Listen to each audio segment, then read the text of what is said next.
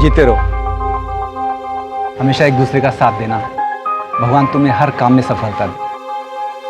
Thank you चाचा जी। खुश रहो।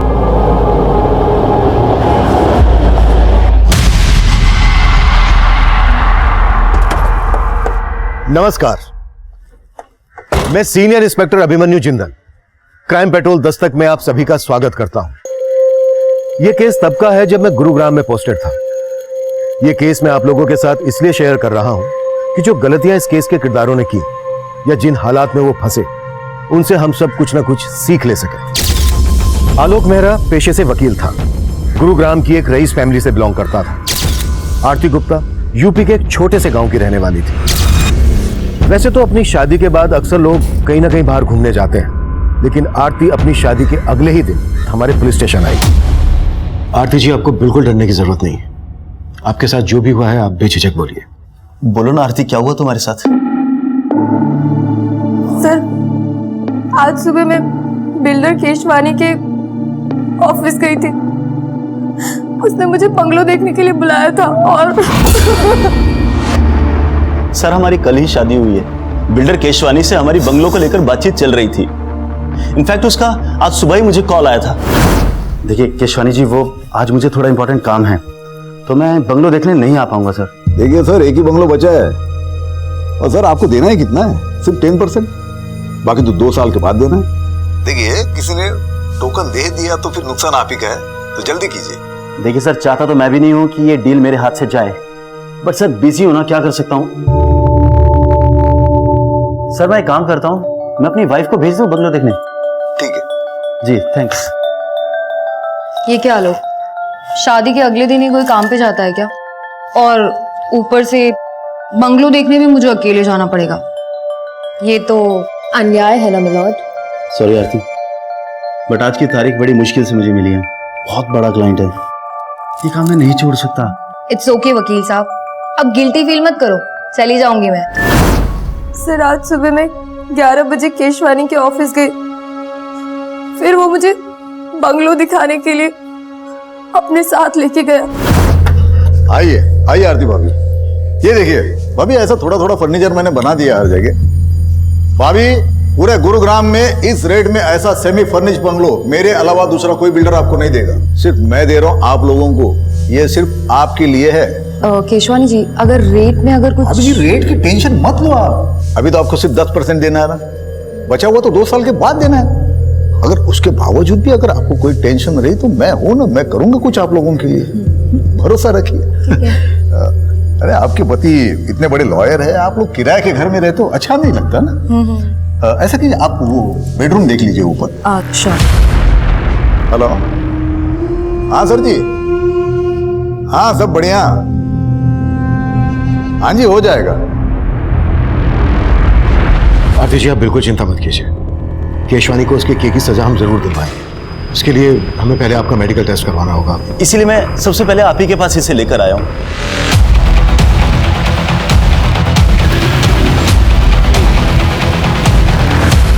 ऐसे कैसे ले जाओगे? हलवा है क्या? इस शहर का इज्जतदार बिल्डर हूं मैं। बाहर बैठो, चाय पानी पी लो, तब तक लॉयर से बात करता हूं। शुक्र करो इज्जत से ले जा रहा हूं, ज्यादा चूचा की ना तो घसीटता हुआ ले जाऊंगा। चले।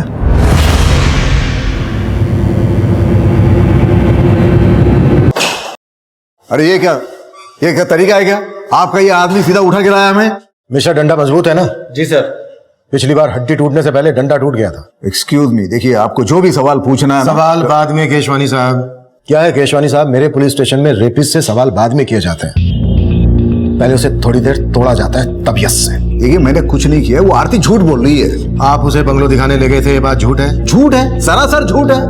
मैं बिल्डर हूं, कोई ब्रोकर नहीं हूं जो बंगलो दिखाने के लिए लेके जाऊंगा। केशवानी साहब जरा ऊपर देखिए ना, तुझे आरती के साथ जाते हुए देखा गया था।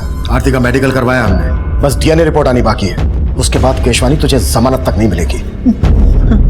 देखिए मैं मानता हूं, मैं आरती के साथ सोया था, लेकिन मैंने रेप नहीं किया है, उसकी मर्जी से ये हुआ है सब कुछ। आइए आइए आरती भाभी, ये देखिए, ये ऐसा मैंने थोड़ा थोड़ा फर्नीचर बना दिया हर जगह। आरती भाभी, पूरे गुरुग्राम में इस रेट में ऐसा सेमी फर्निश बंगलो दूसरा कोई बिल्डर आपको नहीं देगा। सिर्फ मैं दे रहा हूं आप लोगों के लिए। ये कैसा लगा बंगलो? बंगलो तो बहुत अच्छा है, लेकिन थोड़ा सा महंगा है। अगर थोड़ा डिस्काउंट मिल जाता तो।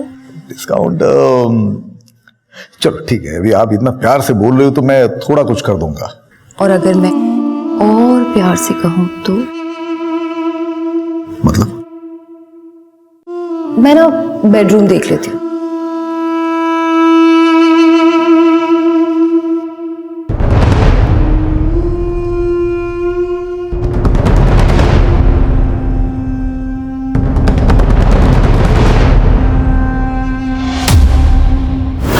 लेकिन मजे करने के बाद वो गिरगिट की तरह बदल गई। 50 लाख ब्लैकमेल कर रही है मुझे। जो समझना है समझ लो। मैंने सोचा था सिचुएशन को मैं खुद हैंडल कर सकता हूं, लेकिन मेरे कुछ करने से पहले वो आपके पास आ गई। मैं समझ सकता हूं आप उस पर भरोसा नहीं कर रहे, लेकिन आप जिसकी चाहो बोलो, मैं कसम खाने के लिए तैयार हूं। कसम खाने की जगह नहीं बची है केशवानी। अभी तो तुझे बहुत मार खा। मिश्रा सर, जा ठंडा कर इसे। ऐसे घर वालों के अगेंस्ट जाके शादी की, ऊपर से उन्हें यह पता चलेगा कि तुम्हारा रेप हुआ है। कितनी बदनामी होगी उनकी। मेरे कोलिग्स क्या कहेंगे? आलोक, सिर्फ तुम अपने बारे में सोच रहे हो ना, और मेरा क्या? तुम एक वकील हो के ऐसी बातें कर। मुझे मत सिखाओ कि मैं कौन हूं और क्या करता हूं। और मैंने डिसाइड कर लिया है, मैं तुम्हारा केस लड़ूंगा और तुम्हें तलाक दे दूंगा। देख अभिजीत, तेरे पापा यहाँ कदम रखने के लिए तैयार नहीं, लेकिन मैं आई हूँ। अगर तू इस लड़की को छोड़ के हमारे साथ आएगा तो तेरे पापा तुझे माफ कर देंगे। माँ, आप कहना क्या चाहते हो माँ? पापा की माफी के लिए मैं अपनी बीवी को छोड़ दूँ? माँ, मैंने मीरा से शादी की है। तो क्या हुआ, एक अच्छा वकील करके तलाक ले लेंगे, चाहे तो उसे पैसा भी दे देंगे। माँ, मीरा ने मुझसे पैसों के लिए शादी नहीं की है। उसके पापा का बहुत बड़ा मोटल है यूएस में। उसने मेरे लिए अपने पापा से रिश्ता तोड़ दिया। मैं उसको नहीं छोड़ सकता हूँ माँ। अगर आपको मुझे अपनाना है तो मीरा के साथ अपनाना होगा। तू इस लड़की के लिए हमें छोड़ रहा है, ये तो ठीक नहीं कर रहा है अभिजीत। माँ जी ऐसे मत जाइए ना, माँ जी प्लीज। अभी रोको ना उन्हें, अभी रोको उन्हें। अगर हमारे पेरेंट्स हमारे साथ नहीं है ना, तो आज से हम दोनों एक दूसरे की फैमिली है।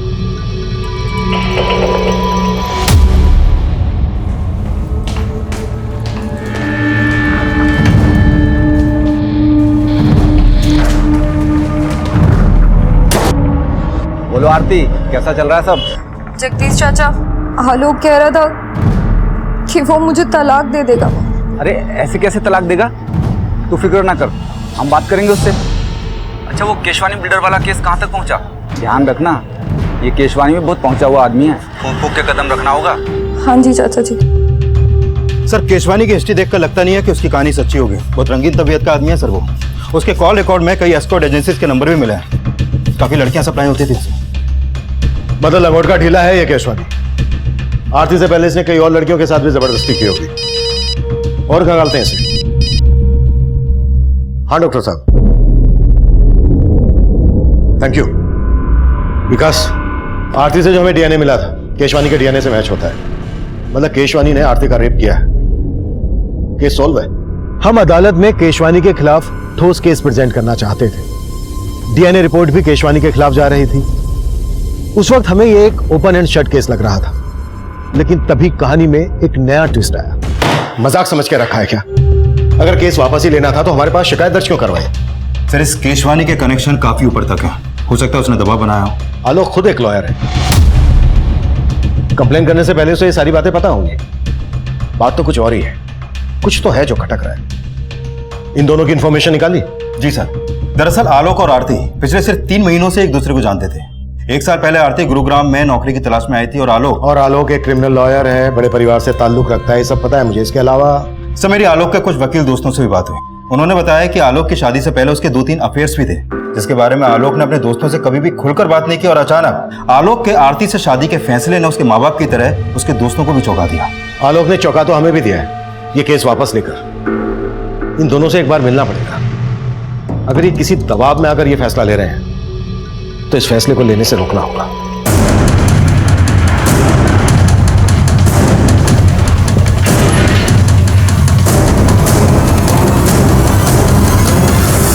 आरती और आलोक, वो दोनों तो कल शाम को ये घर खाली करके चले गए। मैंने खुद देखा था उन्हें जाते हुए, और दोनों बहुत घबराए हुए भी थे।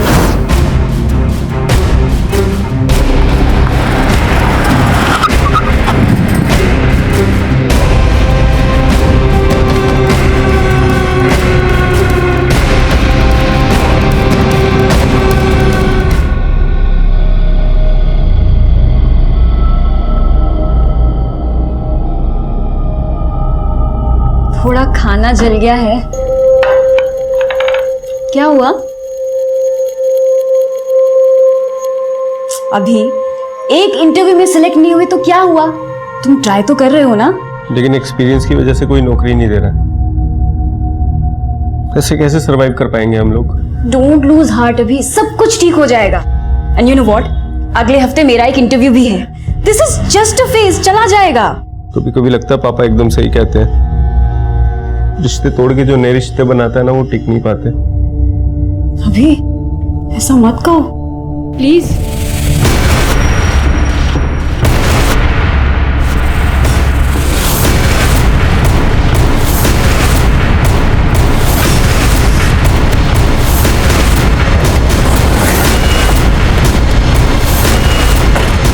पीछे हटिए आप लोग। मिश्रा, पीछे हटाओ। आलोक और आरती 3 महीने पहले मिलते हैं। कुछ दिन पहले ही दोनों ने शादी की और शादी के अगले ही दिन आरती ने बिल्डर केशवानी पर रेप का आरोप लगाया। और जैसे ही रेप प्रूव होने वाला था, आलोक केस वापस ले लेता है और अब आलोक की लाश मिलती है और आरती लापता। सर, कहीं इस बिल्डर केशवानी नहीं तो आलोक को नहीं मारा अपना बदला लेने के लिए? हो सकता है, लेकिन आरती कहाँ है? ये कहाँ लेके जा रहे हो मुझे? और आलोक कहाँ है? देख, ये आलोक ना बंद कर। बहुत हो गया, हम है ना तेरे साथ। छोड़ो मुझे। क्या आलोक का मर्डर हो गया? क्या आपको नहीं पता? ड्रामा खत्म हो गया तो काम की बात करें। देखिए, मुझे आपसे कोई बात नहीं करनी है। अब पुलिस वालों ने मुझे क्या समझ रखा है? पहले रेप का चार्ज लगाया और अब मर्डर का चार्ज लगा रहे हो। देखिए, आरती के गायब होने से और आलोक के मर्डर से मेरा कोई वास्ता नहीं है। और हाँ, आरती ने अपना रेप केस वापस ले लिया है ना, ले लिया है ना, तो अब तो मुझे शांति के साथ जीने दो। शांति आप रहना चाहती हैं इनके साथ? इसका नाम शांति नहीं है, रोजी है। तो फिर शांति कौन है? आप यहाँ मजाक करने आए हो क्या? शुक्र मना केशवानी के मजाक कर रहा हूं अब तक। अगर दिमाग घूम गया ना मेरा, तो तेरी वो हालत करूंगा कि तू कुछ भी करने के लायक नहीं रहेगा। इस बिल्डर की बातों में मुझे मिलावट की बुआ रही है। नजर रखो इस पर। जी सर। और सर, ये आरती का फोन नंबर और आलोक की कार टेस्ट करने का ऑर्डर दे दूं? नहीं, रहने दो। घर जाओ, आराम करो। बोलो, कितने दिन की छुट्टी चाहिए तुम्हें? सॉरी सर, मैं ऑर्डर देता हूं। और आलोक के पेरेंट्स से भी जाकर मिलो।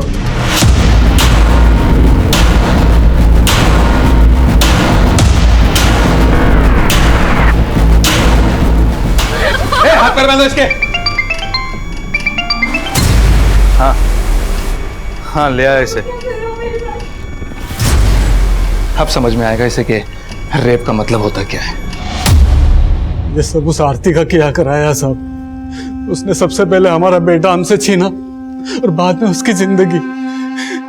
वो सोचती थी कि वो आलोक से शादी करके हमारी जायदाद में हकदार बन जाएगी, लेकिन जब हमने उसे नहीं अपनाया तो उसने अपना गुस्सा इस कदर हमारे साथ निकाला। देखिए, हम आरती को ढूंढ रहे हैं। आप हमें यह बताइए कि आप आरती के माँ बाप या उसके किसी भी रिश्तेदार को जानते हैं? नहीं साहब, हम किसी को नहीं जानते।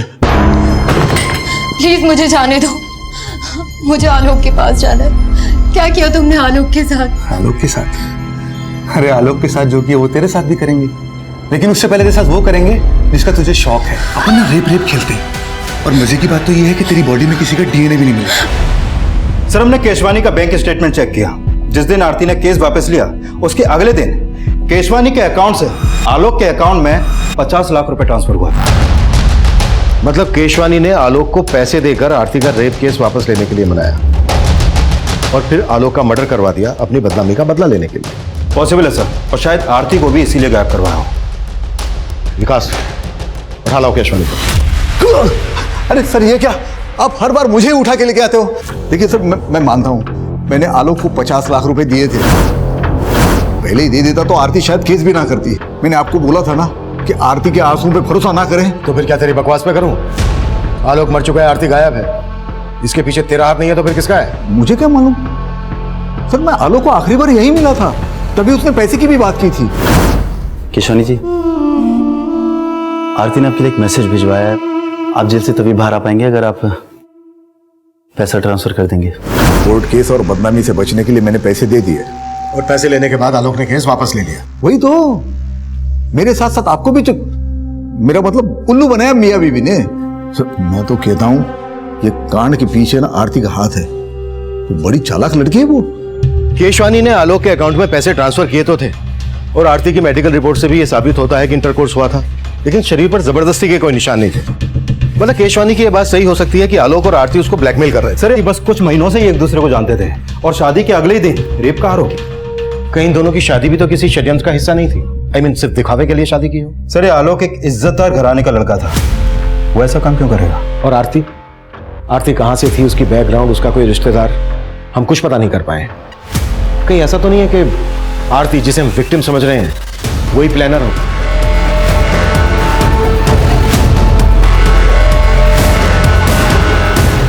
पूरा चूस लिया इसे, अब क्या करेगा इसका? अरे अभी और बहुत रस बाकी है इसमें। और मजे नहीं करेंगे क्या?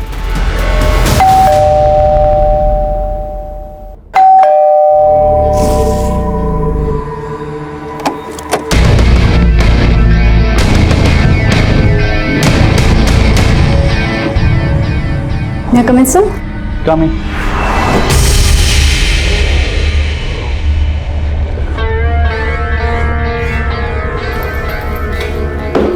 सर ये मेरा रिज्यूमे और कुछ सर्टिफिकेट्स हैं सर। आपको सर्टिफिकेट की क्या जरूरत है? आप तो खुद ही एक सर्टिफिकेट हो। वैसे आपकी हाइट कितनी है? जी हाइट? Sir 5 feet 4 inches। और वेट? बट सर मेरी हाइट और वेट का इस जॉब से क्या कनेक्शन है? ना, बहुत गहरा कनेक्शन है। यू नो, हमें एक पूरा कंप्लीट पैकेज चाहिए। ये रिज्यूम वगैरह सब सेकेंडरी है, प्राइमरी है कस्टमर का सेटिस्फेक्शन।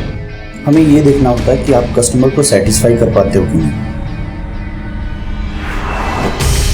चलिए एक ट्रायल लेते हैं। मान लो मैं तुम्हारा क्लाइंट हूँ और मैं तुम्हारी सर्विस से खुश नहीं हूँ। How you will convince to stay here? Sir I will say कि मैं आपको दोबारा शिकायत का कोई मौका नहीं दूंगी। Just give me one more chance. मैं दूंगा ना चांस आपको, लेकिन बदले में मुझे क्या मिलेगा? I am sorry sir, I am sorry. मैं ये सब नहीं कर सकती। I am literally very sorry sir.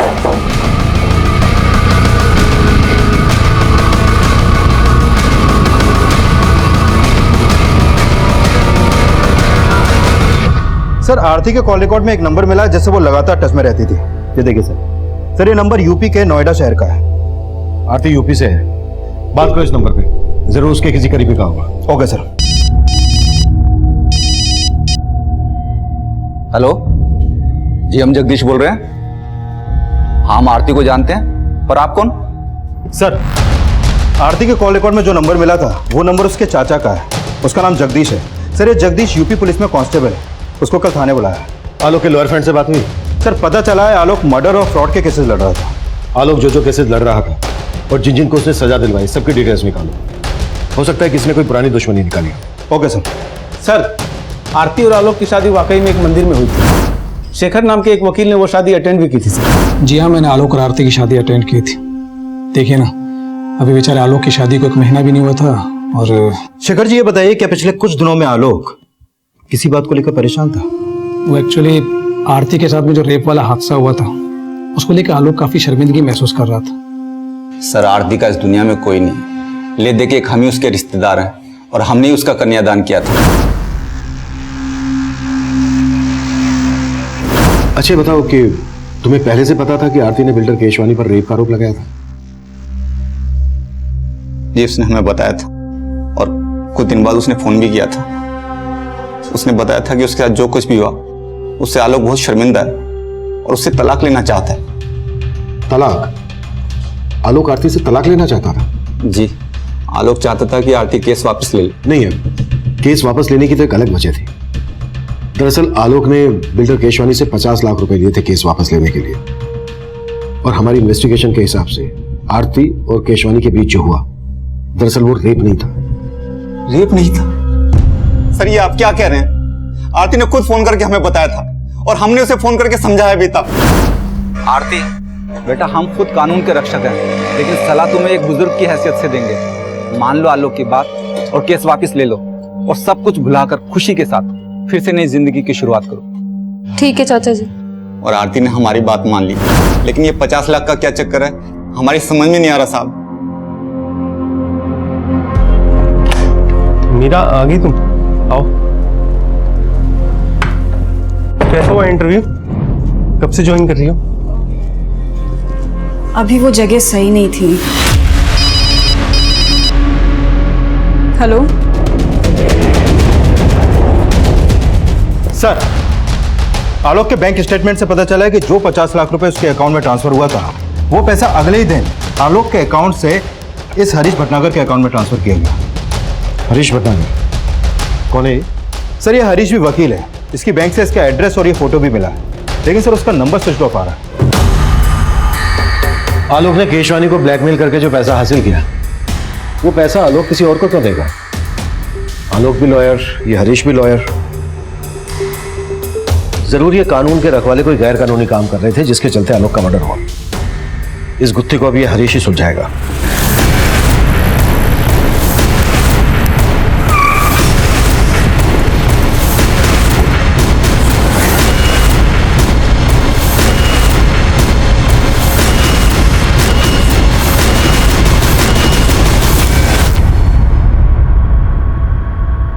ताला लगा और उसका फोन भी बंद है।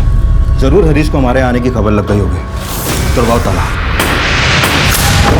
केशवानी ने आलोक के अकाउंट में पैसा ट्रांसफर किया आलोक की लाश में। आलोक ने हरीश के अकाउंट में पैसा ट्रांसफर किया हरीश की लाश में। सर कहीं वाकई में ये आरती तो मास्टरमाइंड नहीं है इस पूरी साजिश की, जैसा आपने कहा था? हो सकता है, या तो आरती ही इस मुसीबत की जड़ है, या फिर खुद आरती किसी बड़ी मुसीबत में है।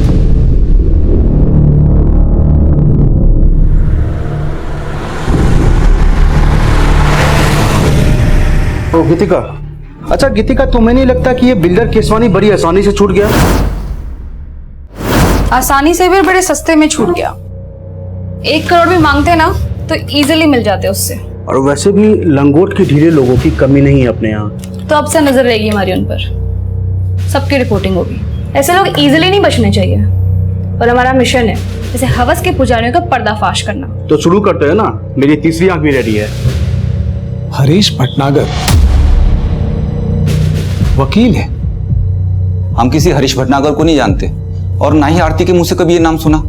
सर जी, हम भी पुलिस वाले हैं और आरती को भी अच्छे से जानते हैं। वो ऐसी साजिश कर ही नहीं सकती। आप बेकार ही उस पर शक कर रहे हैं। तो तुम्हारे हिसाब से हमें किस पे शक करना चाहिए? नहीं सर, मुझे इस बात का कोई आइडिया नहीं है। सर जी, हमें तो अभी भी बिल्डर केशवानी पे शक है। शायद उसी ने हरीश को आलोक को मारने और आरती को गायब करने की सुपारी दी हो, और फिर उसने हरीश को भी मार दिया ताकि आप उस तक ना पहुंच सको।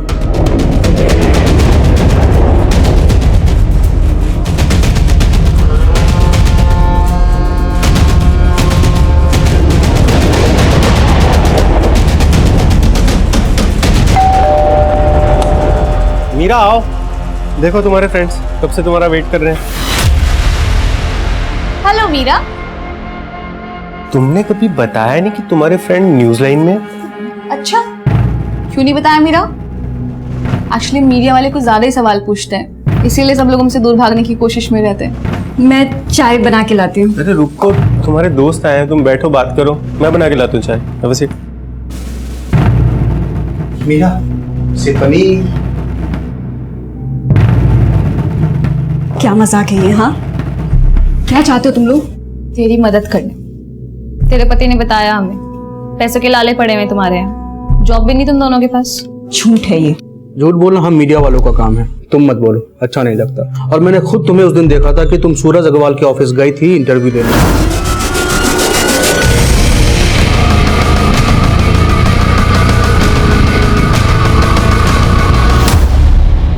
चाहते क्या हो तुम लोग मुझसे? हाँ, एक तरफ आरती का मिसिंग होना हमारे लिए पहेली बनता जा रहा था। आलोक के मर्डर से जुड़ी कोई भी लीड हमें नहीं मिल रही थी। वहीं दूसरी तरफ इस केस से जुड़े एक और विवाहित जोड़े की जिंदगी में जुर्म की दस्तक गूंज रही थी। लेकिन उस वक्त हम इस बात से बिल्कुल अनजान थे। हमारा पूरा ध्यान आलोक और हरीश के कातिल को खोजने में था। सर, हरीश भटनागर के अकाउंट में आलोक के मर्डर के तुरंत बाद 40 लाख रुपए ट्रांसफर किया गया था और यह अमाउंट किसी डॉक्टर वाधवा के अकाउंट से ट्रांसफर हुआ था सर। जाहिर सी बात है, डॉक्टर वाधवा ने इतना सारा पैसा कोई केस लड़ने के लिए तो ट्रांसफर किया नहीं हो। वकील और डॉक्टर लाखों की हेराफेरी कर हरीश के अकाउंट में ट्रांसफर किया और फिर आलोक के मर्डर के तुरंत बाद डॉक्टर वाधवा ने भी 40 लाख रुपए हरीश के अकाउंट में ट्रांसफर किया। सर, जरूर ये हरीश किसी बड़े रैकेट का हिस्सा है। हरीश तो अब रहा नहीं है। चलो डॉक्टर वाधवा से सवाल करते हैं। देखिए सर, मैंने कुछ नहीं किया है। मैं आपके कोई सवाल का जवाब नहीं दूंगा। पहले मुझे अपने लॉयर से बात करनी होगी। लेकिन कैसे बात करेंगे आप? आपका लॉयर तो मर चुका है हरीश, जिसके अकाउंट में आपने 40 लाख रुपए ट्रांसफर किए थे। देखिए, मैं किसी हरीश को नहीं जानता। मुझे जाने दीजिए, मुझे देर हो रही है, मुझे क्लिनिक जाना है। आप ENT स्पेशलिस्ट है ना? नाक, कान और गले के डॉक्टर। राइट। मतलब मैंने अगर आपकी नाक तोड़ी, कान मोड़ा, गला दबाया तो आप अपना इलाज खुद से कर लेंगे। देखिए, आप ऐसा कुछ नहीं कर सकते मेरे साथ। करने को तो मैं बहुत कुछ कर सकता हूँ डॉक्टर। मर्डर का मैटर है और यकीन मानो, अगर आपने हमारी मदद नहीं की तो डॉक्टर से सीधा मरीज बनाकर छोड़। सर, एक लड़की मुझे ब्लैकमेल कर रही थी, कह रही थी अगर मैंने उसे पैसे नहीं दिए तो वो पुलिस में जाएगी और मुझे एक झूठे रेप चार्जेस में फंसा देगी। वो लड़की मेरे क्लिनिक में मरीज बनकर आ गई और साथ में छुपाकर कैमरा भी लाई थी। फिर मैं थोड़ा सा बह गया था। फिर उस लड़की की रिपोर्टर दोस्त था धमकी। उस लड़की का पूरा गैंग है, रिपोर्टर, गुंडे, ये सब मिलकर काम किया करते हैं। फिर अगले दिन एक आदमी ने मुझे फोन से ब्लैकमेल किया। देखिए, अगर पुलिस कंप्लेन हो गई तो मेरी बहुत बदनामी होगी। प्लीज कुछ ले दे के बात खत्म कीजिए ना। चल ठीक है, 60 लाख निकाल और अपनी इज्जत लूटने से बचा ले। 60 लाख? अरे 60 लाख देते देते मैं पूरा लुट जाऊंगा, बर्बाद हो जाऊंगा। देख भाई, इज्जत और जान एक बार जाए तो फिर वापस नहीं आते। चल, तेरे लिए फाइनल ऑफर 40 लाख। कौन थी वो लड़की? और जिस आदमी ने तुम्हें फोन पे ब्लैकमेल किया उसका नंबर है तुम्हारे पास? सर, ना ही मैंने उस लड़की को पहले कभी देखा है और ना ही उस बंदे का नंबर है मेरे पास। तुमने अभी हमें बताया कि उस लड़की के गैंग में कोई रिपोर्टर भी है। जी हाँ, एक लड़की रिपोर्टर है और साथ में कैमरामैन भी। आप बता रहे थे किसी न्यूज चैनल के लिए काम करते हैं। कौन सा न्यूज चैनल? सर, कोई स्पीड न्यूज चैनल बता रहे थे। तुम्हारे क्लिनिक में CCTV तो होगा? हाँ।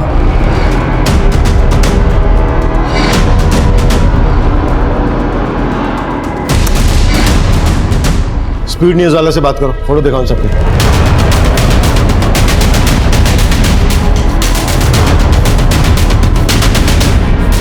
सर, ये फोटोज मैंने अपने पूरे स्टाफ को दिखाई।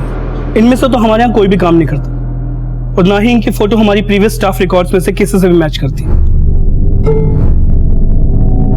डॉक्टर वाधवा और बिल्डर केसवानी, दोनों के केस में मुझे एक ही पैटर्न लग रहा है। दोनों को लड़कियों ने सेड्यूस करके अपनी ओर आकर्षित किया और फिर ब्लैकमेल किया। और ऊपर से डॉक्टर वाधवा और बिल्डर केशवानी, ये दोनों ही काफी नामी और पैसे वाले लोग हैं सर। राइट। मुझे लगता है गैंग रिसर्च करके पूरी प्लानिंग के साथ हनी ट्रैप का जाल बिछाता होगा। सर, हो सकता है इस रिपोर्टर और कैमरामैन के साथ आरती भी मिली हुई हो। हमें इन तीनों तक जल्द से जल्द पहुंचना होगा। शायद इनसे हमें आरती के बारे में कोई लीड मिले। पता नहीं आरती जैसी और कितनी लड़कियां होंगी जो इस गैंग के लिए हनी ट्रैप का काम करती होंगी। मीरा, इतनी टेंशन क्यों ले रही हो? इसमें कुछ भी गलत नहीं है। तुम इतनी हैरानी से क्यों देख रही हो? देखो, तुम्हारी फ्रेंड तुम्हारी मदद लेके एक स्ट्रिंग ही तो कर रही है ना। ये तो अच्छा है। एक गलत आदमी इस दुनिया के सामने आएगा और देखा जाए तो ये एक तरह से समाज सेवा है और इसी बहाने हमारे कुछ पैसे भी बन जाएंगे। अभी तुम्हें आइडिया है ना कि इस स्टिंग में मुझे यानी तुम्हारी बीवी को क्या क्या करना पड़ सकता है? और अगर इस महीने इस घर का रेंट नहीं दिया ना तो हमारे साथ क्या क्या होगा, मुझे ये भी आइडिया है। सर, हिसार, कानपुर और फरीदाबाद में भी इस तरह के केसेस हुए हैं जहां पर पहले लड़की ने रेप का चार्ज लगाया और फिर अपना केस वापस ले लिया। और सर, जिन जिन लोगों के नाम इन केस में उछाले गए थे वो काफी नामी ग्रामी लोग थे। या तो कोई बहुत बड़ा बिजनेसमैन था या फिर वेल नोन प्रोफेशनल, जैसे कि बिल्डर केशवानी, डॉक्टर वाधवा। क्या इनमें से किसी केस में आरती इन्वॉल्व थी? नहीं सर, इन सभी केसेस के इंचार्ज को मैंने आरती की फोटो भेजी थी, लेकिन उनमें से किसी ने भी आरती को नहीं पहचाना। क्या इन लड़कियों में से किसी का लॉयर आलोक मेहरा या हरीश भटनागर था? नहीं सर, लेकिन एक लॉयर था सर जो इन सारे केसेस में कॉमन था। कौन? शेखर शर्मा, आलोक मेहरा का दोस्त। बगल में छोरा और हम पूरे शहर में ढिंढोरा पीट रहे हैं। अभी शेखर को पीटते हैं।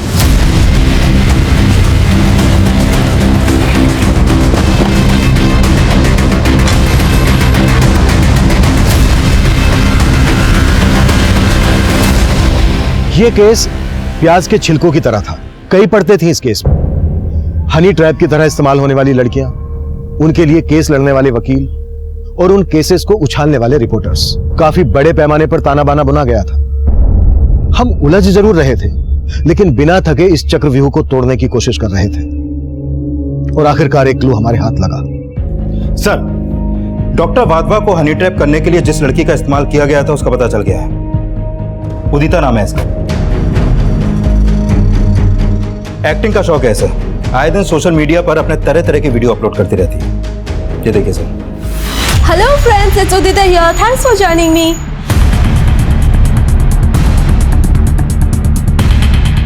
मैं छोड़ूंगी नहीं आप लोगों को। आपको पता नहीं सोशल मीडिया पे मेरे कितने फॉलोअर्स हैं। सारे वीडियोस वायरल होते हैं मेरे। बदनाम कर दूंगी आप लोगों को। संगीता, क्या है ये सब? तुम्हें पता नहीं है मैडम सोशल मीडिया की क्वीन है। ये जो सोशल मीडिया पे डालती है सब वायरल होता है। पैसे मारते हैं।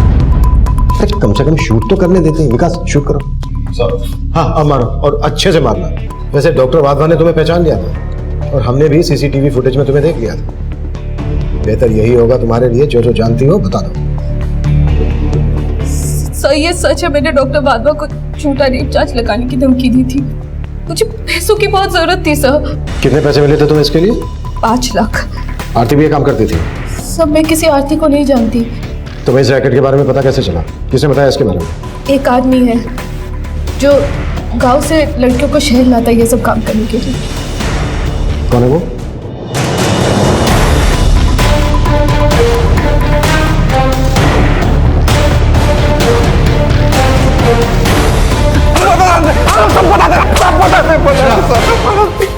सबसे पहले ये बता कि तेरे गैंग का अगला शिकार कौन होने वाला है? मैं कम इन सर? कम इन।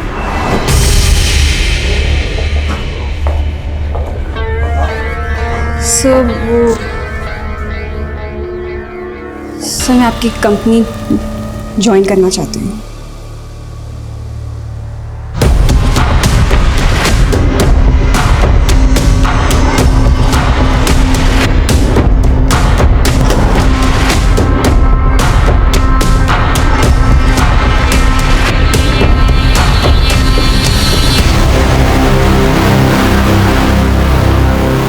हाँ ठीक है। आगे से यू टर्न दो, फटाफट।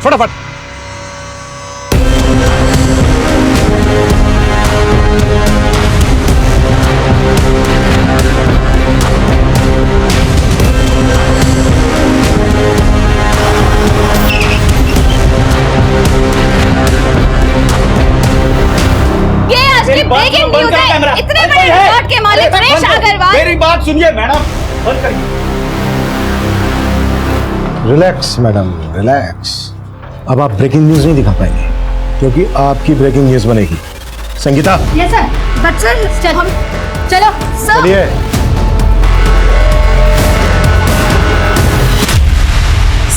सर प्लीज मेरे हस्बैंड को बुला दीजिए sir. Sir there is some confusion. मैं तो खुद ही एक विक्टिम हूँ सर। प्लीज मेरे पति को बुला। सारे कंफ्यूजन क्लियर हो गए हैं मैडम। एनआरआई आपके जगदीश बाबू ने सब कुछ बता दिया। 2 साल पहले एक जवान जोड़ा हमारे थाने में आया। लड़के का नाम मयंक और लड़की का मीरा था। साहब दोनों लिव इन में रहते थे। लड़की ने आरोप लगाया था कि लड़के ने उसे शादी का वादा किया और फिर मुकर गया। वो लड़का रईस घर का था। उसने खुद को छुड़ाने के लिए वकील बुलाया, शेखर।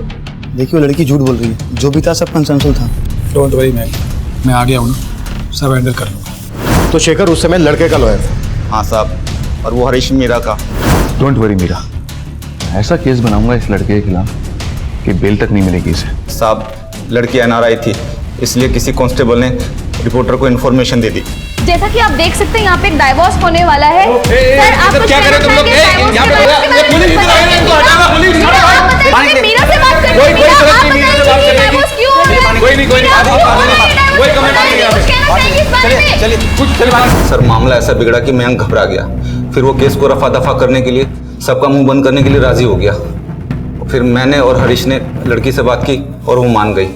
आखिरकार सौदा 14 लाख में तय हुआ। दोनों वकील, रिपोर्टर और उसका साथी, हमें और उस लड़की को बराबर का हिस्सा मिला। ये लो तुम्हारे पैसे। क्या हुआ, तुम खुश नहीं हो? अब तो तुम्हें पैसे भी मिल गए और उस मयंक से भी तुम्हें छुटकारा मिल गया। एक बात, मुझे आप सब लोगों से कुछ कहना है। हरीश को इस सौदे से सुनहरा मौका नजर आया। उसने हमें समझाया कि यह फायदे का सौदा हो सकता है। फिर हम सब ने मिलकर यह बिजनेस शुरू करने की ठान ली। सब कुछ था हमारे पास, पुलिस, वकील और मीडिया, सब कुछ। और मीरा भी हमारे साथ काम करने के लिए राजी हो गई। लेकिन कुछ समय बाद उसने काम छोड़ दिया। फिर हमें ऐसी लड़कियों की तलाश थी जो हमारे लिए काम कर सके और अमीर लोगों को फंसा सके। और इसी वजह से आरती को गांव से शहर लेकर आए। हाँ साहब, आरती को पैसों की जरूरत थी और हमें उस जैसी सुंदर लड़कियों की। तो फिर उसकी शादी आलोक से क्यों करवाई? क्या आलोक भी तुम लोगों के साथ मिला हुआ था? नहीं साहब, आलोक ने आरती से शादी मजबूरी में की थी। देखो आरती, तुम लोग ऑलरेडी मुझे ब्लैकमेल कर मुझसे 20 लाख रुपए ऐंठ चुके हो। अब क्या चाहिए तुम्हें मुझसे? उन पैसों से मेरे हाथ कुछ भी नहीं लगा। वो सारे पैसे तो पुलिस, वकील और रिपोर्टर खा गए। अरे तो उनसे जाकर लड़ना, मुझे क्यों परेशान कर रही है? देखो आलोक, या तो तुम मुझे पैसे दे दो या फिर मुझसे शादी कर लो। तो जैसी घटिया लड़की के साथ शादी करने के बारे में सोच भी नहीं सकता मैं।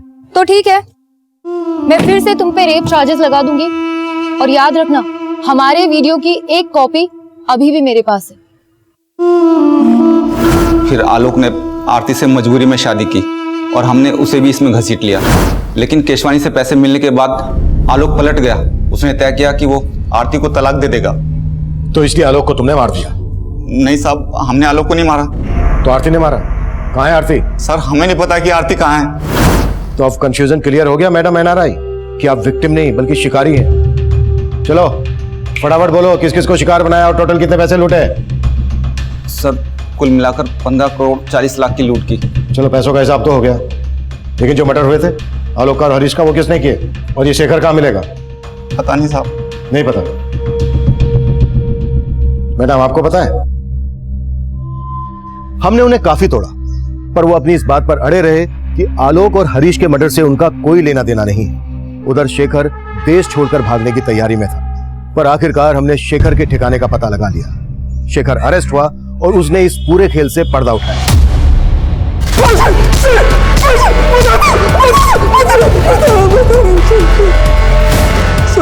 जगदीश झूठ बोल रहा है। मेरे और हरीश के साथ वो भी शामिल था आलोक के मर्डर में। आरती का फोन आया था, कह रही थी कि आलोक उससे तलाक लेना चाहता है। समझाना पड़ेगा उसे।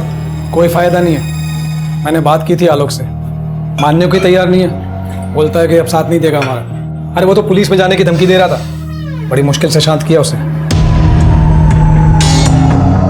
लेकिन हमेशा के लिए शांत नहीं रहेगा वो, बल्कि हमें उसे हमेशा के लिए शांत करना पड़ेगा, वरना हमारे अच्छे खासे बिजनेस की बैंड बजा देगा वो।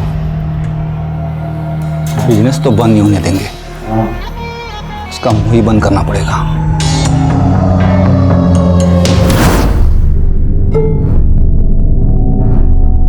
सर उस रात आरती ने जगदीश को बता दिया था कि वो आलोक के साथ जा रही है, इसलिए हम लोग पहले से उस रास्ते पे जाके खड़े हो गए।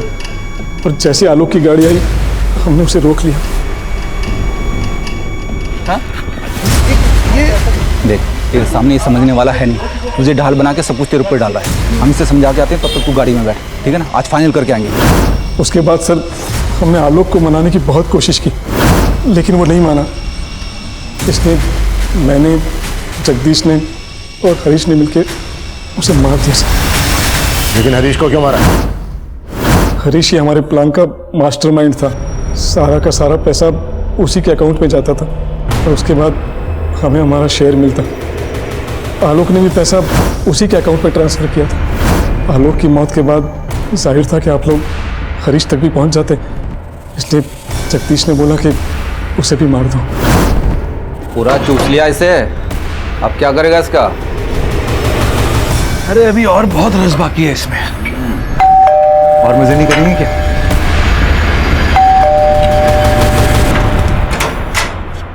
अरे तू है, आजा।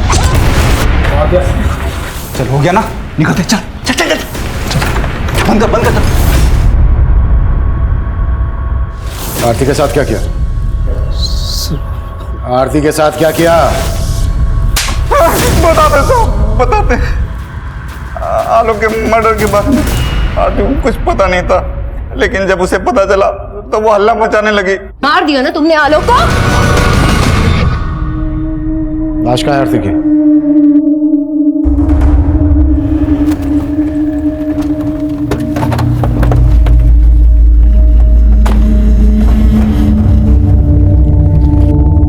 संगीता। Yes sir. ये हटाओ।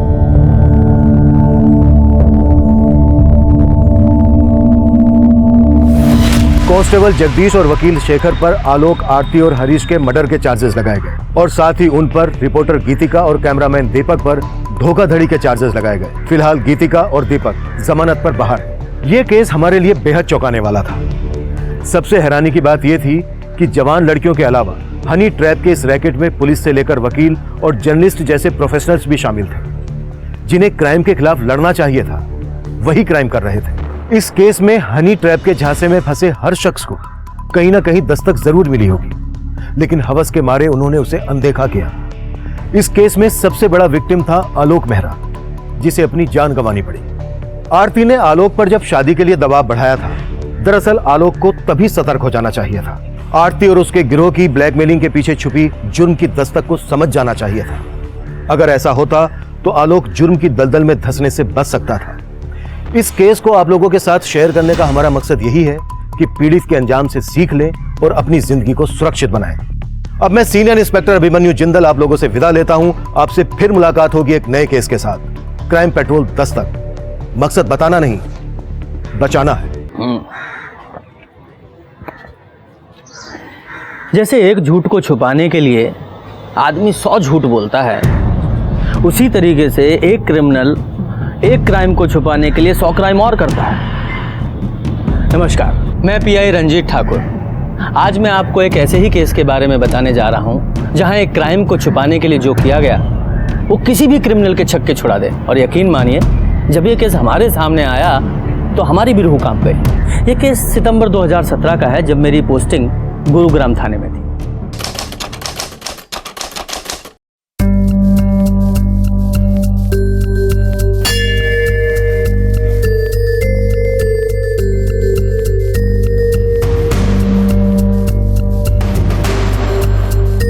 विवाह संपन्न हुआ, आज से आप पति पत्नी हुए। मम्मा, आपकी शादी हो गई? हाँ, हो गई। अब मैं ये मिठाई खा लूं?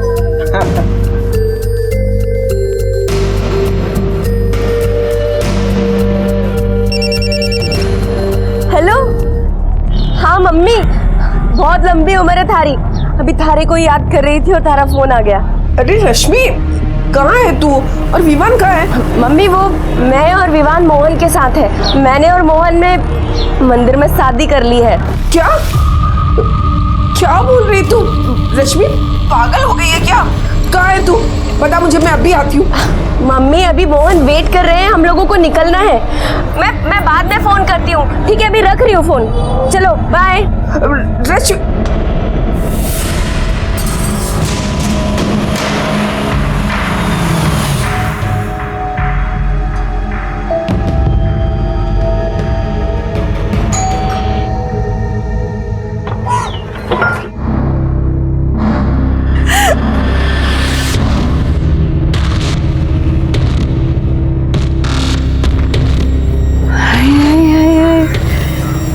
सही कही थी भाई तूने, ये तो बड़ी चौकी है।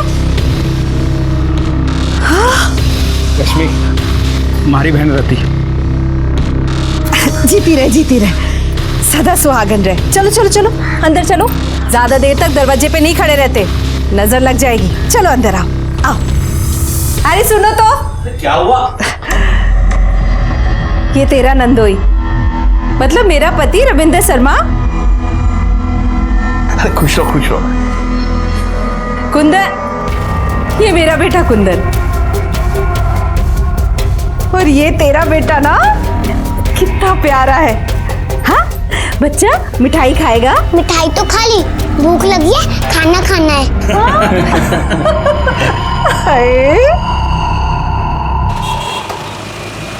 सुबह 6 बजे से लगी हूँ रसोई में, सारा खाना मैंने ही बनाया है। भाई ने ब्याह किया है, दावत तो होनी ही चाहिए। दीदी मैं परोस देती हूँ। अरे तू बैठ बैठ, आज ही ब्याह करके आई है, काम थोड़ी ना कराऊंगी तुझसे आज। कल से तो सब कुछ तुझे ही करना है। हाँ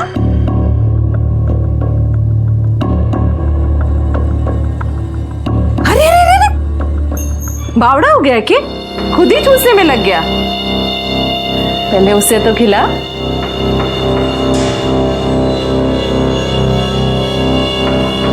मम्मा आप भी अंकल को खिलाओ ना। अरे अंकल ना है, तेरे पापा है वो।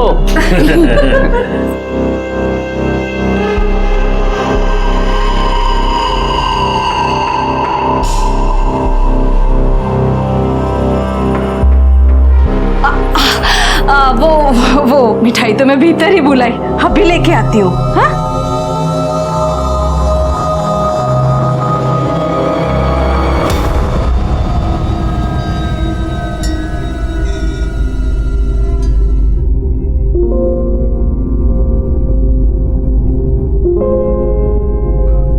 सब कुछ मैंने सजाया है अपने भैया और भाभी के लिए। चुखो है ना?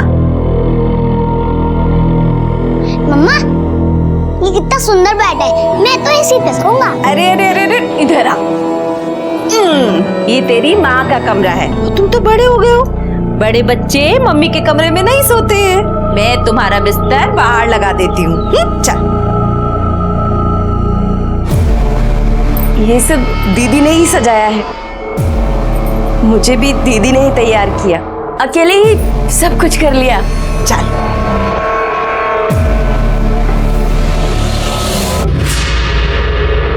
बत्ती जला कर रखना, देखना है मैंने सब।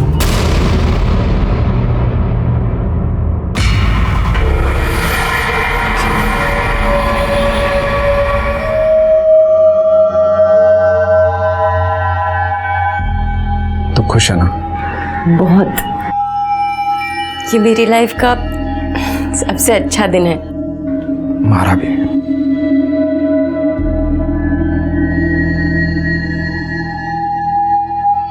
बत्ती तो बुझा दो। बत्ती जला कर रखना, देखना है मैंने सब। बत्ती बुझा दूंगा तो तने देखूंगा कैसे?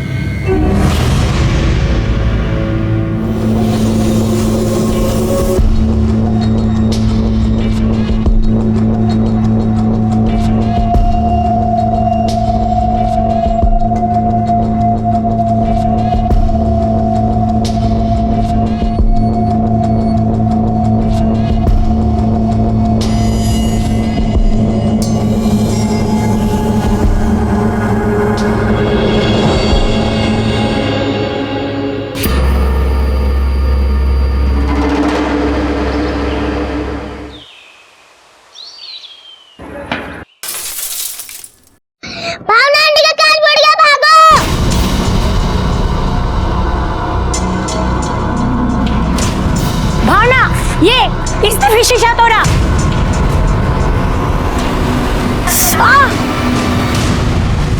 ये कौन है? इसे पहले तो नहीं देखा। अरे वो राना है ना, उसके घर में जो किराएदार है शर्मा, उसका ही बच्चा है ये। कौन? रति का? पर उसका बेटा तो काफी बड़ा है। रति नहीं, रति का भाई मोहन, उसका बच्चा है ये। अरे काय के भाई बहन, कई बार बाइक पे चिपक के बैठते हुए जाते देखा है मैंने उनको। देखा तो मैंने भी है। और जिस तरीके से वो मोहन के साथ रहती है ना, भाई बहन कम कुछ और ज्यादा लगता है। खैर भाड़ में जाइए सब, मेरा जो नुकसान हुआ है ना, मुझे उसकी भरपाई चाहिए। और मेरे हाथ में जो काटा वो भी। चलो।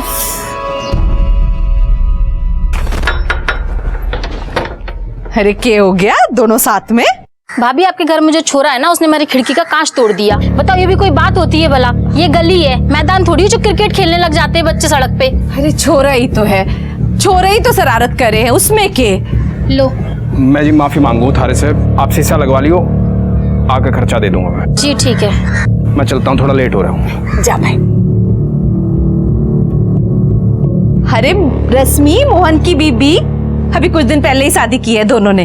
वो छोरा जिसने शीशा तोड़ा है वो इसी का है। अच्छा। रश्मि, ये हमारे पड़ोसी, ये भावना भाभी, ये अवनी भाभी। अच्छा, तभी मैं सोचूं वो बच्चा किसका है, पर बच्चा कुछ ज्यादा बड़ा नहीं है। अरे वो इसकी पहली शादी से है। अच्छा अच्छा, पर पहले वाली शादी क्यों तोड़ी? टूटी ना है, एक्सीडेंट हुआ है, तभी तो इतनी छोटी सी उम्र में इसको दूसरी शादी करनी पड़ी। पर घनी किस्मत वाली ठहरी, मोहन जैसा दूल्हा मिला। इसको और इसके बेटे को दोनों को खुशी से अपना लिया।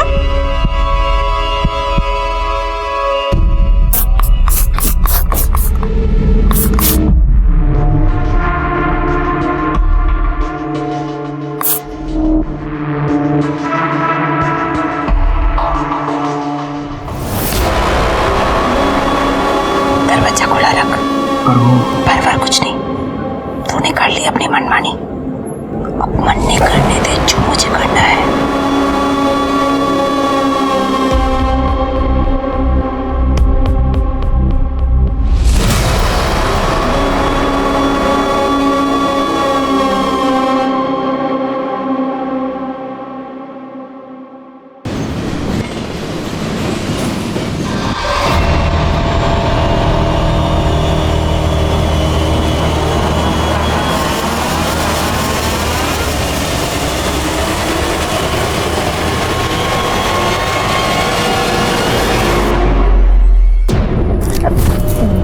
दीदी, आप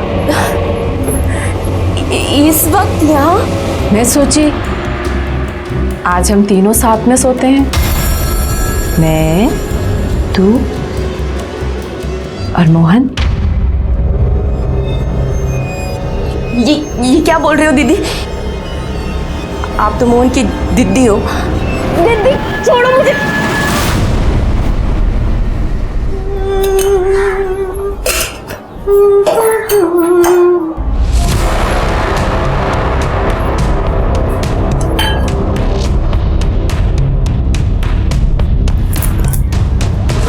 मजा आया रात को?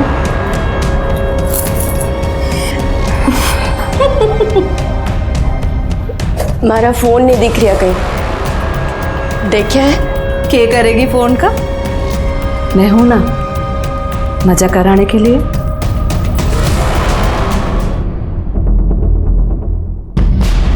वो हमारा फोन नहीं दिख रहा कहीं, आपने देखा है क्या?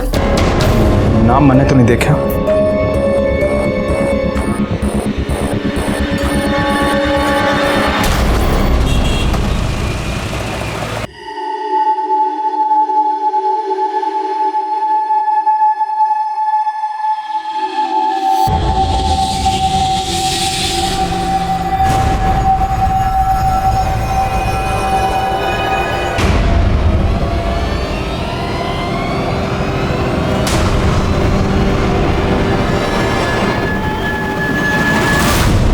तुम रत्ती दीदी से कुछ बोलते क्यों नहीं हो?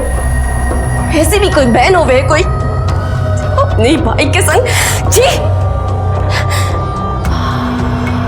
मोहन, अगर तुम दीदी से कुछ नहीं बोलोगे तो मैं बात करूंगी। तो कुछ मत कहियो, आज जो कहा बस करती जाओ। लोगों में अलग अलग तरह की मानसिकता देखने को मिलती है, जिसे समझ पाना बहुत ही मुश्किल होता है। रति का अपने ही भाई और भाभी के साथ सोना और मोहन का उसे झेलना बहुत ही अजीब था। ऐसी क्या मजबूरी थी मोहन की जिसने उसे खुद ही नहीं बल्कि रश्मि को भी मजबूर कर रखा था। पर ये जो भी था, एक क्राइम की दस्तक जरूर थी, जो रश्मि को पहली बार तब मिली जब रति उनके कमरे में पहली बार आई थी। ये दस्तक हर रात रश्मि को मिल रही थी, जिसे अनदेखा करने के लिए वो मजबूर थी। पर आखिर एक दिन उसके सब्र का बांध टूट गया। छोड़, अभी हाल जाऊंगी मैं घर छोड़कर, अपने बेटे को भी लेके जाऊंगी, अपने पति को भी लेके जाऊंगी, और जो मैं होने नहीं दूंगी। हाँ, नहीं हो जाऊंगी, तू नहीं चलेगी, मैं नहीं जाएगी, तू छोड़ मुझे। क्यों क्यों भीड़ लगा रखी है? नहीं तमाशा हो रहा है यहाँ? तू नहीं चलेगी, काम डाल लिया तुमने? नहीं जाएगी। चलो अपने घर। आज सुन रही। हाँ, चिल्लाने की कोई जरूरत नहीं है। छोड़, मुझे चिल्लाऊंगी। बहुत हो गया दीदी दीदी, अब तेरा भांडा मैं सबके सामने फोड़ के रहूंगी। नहीं रहना है मुझे तेरे इस घर में। अरे बावड़ी हो गई है क्या? किधर जाएगी? हाँ, तू जाएगी मतलब मेरा भाई भी इधर से जाएगा, और जो मैं होने नहीं दूंगी। हाँ, नहीं होने जाऊंगी। तू नहीं जाएगी, नहीं जाएगी, अभी जाऊंगी मैं। और इतना ही नहीं, जाऊंगी भी और सबको बताऊंगी भी तू कितनी घटिया औरत है। मम्मा। रश्मि, रश्मि, तूने हाथ कैसे उठा दिया इस पे? बहुत हो गया तेरा, बहुत सुन ली तेरी। हम यो घर अभी छोड़ के जाओगे, और दम हो तो रोक के देखो। चल रश्मि, कर पाई, चल बेटा। बैठ।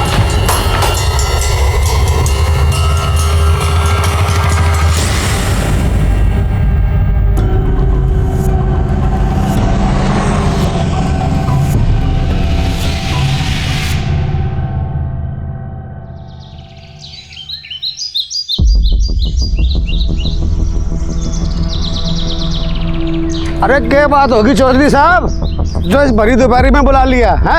ऐसी बदबू आ रही है जैसे कोई जानवर वनावर मर गया हो। किसी की भैंस भूस मर गई होगी और आड़े फेंक गया होगा। एक काम करो, तुम शॉट देखो और मैं शॉट देखूं।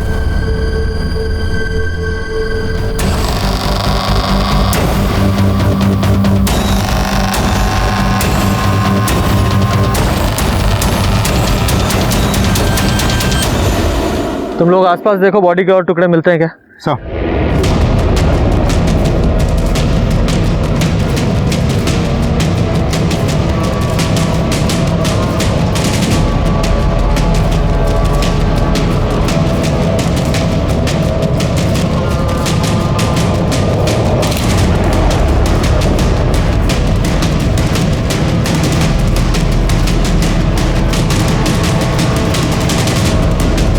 सात बोरियों में बॉडी के टोटल 13 टुकड़े मिले।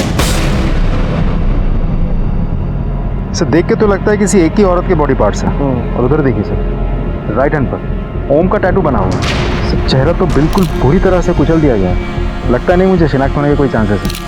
और आसपास जाके पूछताछ भी की है मैंने, किसी को कोई आइडिया नहीं है कौन आके बोरिया फेंकेगा। हाँ यार, मैंने भी इन लोगों से पूछा, किसी को कुछ नहीं पता। लगता है ये बोरियां आज नहीं फेंकी गई हैं, कई दिन पहले यहाँ फेंकी गई हैं। है तो बॉडी के पार्ट्स को पोस्टमार्टम के लिए भेजो और रिपोर्ट जल्दी से जल्दी मंगाओ।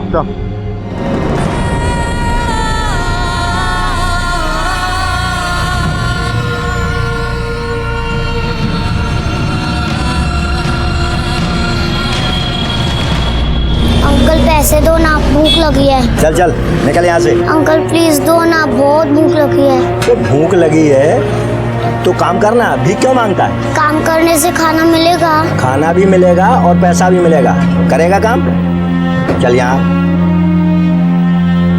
क्या नाम है तेरा?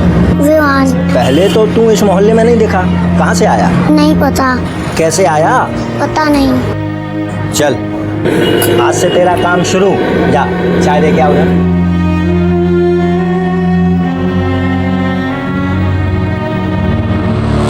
सर बोरियों में जो डेड बॉडी टुकड़ों में हमें मिली थी, पोस्टमार्टम रिपोर्ट के मुताबिक 30-32 साल की एक प्रेग्नेंट औरत की थी, जिसकी हाइट 5 फीट 2 इंच, रंग गेहुआ और बाल काले थे। सब मौत करीब 6 दिन पहले हुई थी। इसका मतलब 24 सितंबर को शाम को 7 बजे से लेकर रात के 12 बजे के बीच मौत हुई थी। सब पोस्टमार्टम रिपोर्ट के मुताबिक उसके चेहरे में और सर में मल्टीपल इंजरीज हैं, जो किसी हथौड़े जैसे भारी चीज से कई बार वार करने की वजह से हुई थी। सर का तो एकदम चूरा बना हुआ है। सब मारने के बाद डेड बॉडी को किसी आरी जैसी चीज से इतने छोटे छोटे टुकड़ों में काटा गया है, जिसमें उसका फेटस भी काटा और उसके भी टुकड़े टुकड़े हो गए।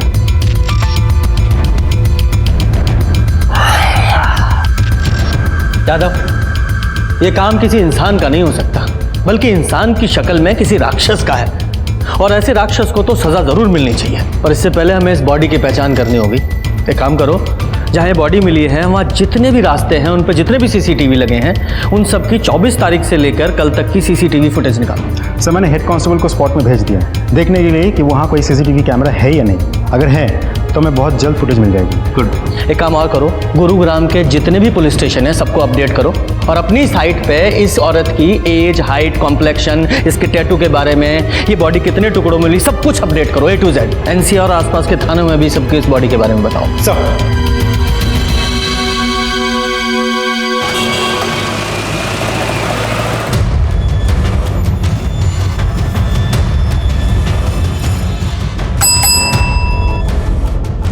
जनाब, गुरुग्राम पुलिस ने एक औरत की डिटेल्स अपलोड की है। मर्डर हुआ है उसका और बॉडी 13 टुकड़ों में मिली है और उसके हाथ पर ओम का टैटू भी है और मुझे तो लगता है कि औरत वही है जिसकी मिसिंग कंप्लेंट हमारे पास में आई हुई है। सर, महेंद्रगढ़ पुलिस स्टेशन से मेल आया। जिस औरत की डिटेल हमने भेजी थी उससे मैच करती हुई एक औरत की मिसिंग कंप्लेंट भी उन लोगों के वहाँ सितंबर 1st वीक में दर्ज हुई थी। सितंबर 1st वीक? उस औरत का नाम है रश्मि भटनागर और उसके हाथ में भी एक ओम का टैटू है। सर, ये मिसिंग कंप्लेंट उसकी माँ ने दर्ज करवाई थी। यादव, हो सकता है ये औरत वही हो, क्योंकि ये भी सितंबर के पहले हफ्ते में गायब हुई थी और उसका मर्डर 24 सितंबर को हुआ, यानी कि गायब होने के 10-15 दिन तक तो ये जिंदा थी। तो सवाल ये है कि इन दिनों में इसने अपनी माँ से कांटेक्ट क्यों नहीं किया? ये बच्चा कौन है? सर, ये रश्मि का बेटा है। रश्मि और ये दोनों एक ही साथ गायब हुए थे। रश्मि की माँ ने बेटी और नाती दोनों की मिसिंग कंप्लेंट दर्ज करवाई थी एक ही साथ। मतलब बच्चा भी गायब था। अब माँ तो मिल गई है, बच्चा कहाँ है?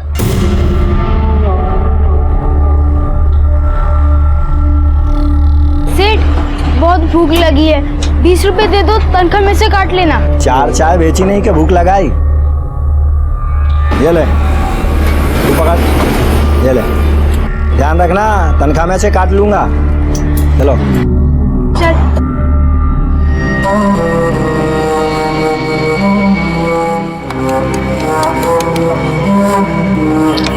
अबे विवान, तू हर दिन किसको फोन करता रहता है? नंबर तो कभी लगता ही नहीं है। मम्मी को, उनका फोन हर वक्त स्विच ऑफ रहता है। अभी तो किसी और को कर लेना, घर में और भी तो लोग होंगे। हैं नानी, पर मुझे नानी का नंबर याद नहीं। सर, आपने जो डिटेल्स अपलोड की थी उससे मैच करते हुए हमारे पास में मिसिंग कंप्लेंट आई हुई थी और हाथ पर ओम का टैटू भी था। हाँ, हाथ में ओम का टैटू गुदवाया था। कहाँ है मेरी रश्मि? सर, ये रश्मि की माँ है। इन्होंने रश्मि और विमान की मिसिंग कंप्लेंट लिखवाई थी। आपने मेरी बेटी को ढूंढा है, भगवान आपका बहुत भला करेगा। माँ जी, पानी पीछे। मैं ठीक हूँ, बस आप मेरी बेटी को बुला दीजिए बस। माँ जी, हमें डाउट है कि रश्मि इस दुनिया में नहीं है, उसका मर्डर हो गया है। नहीं,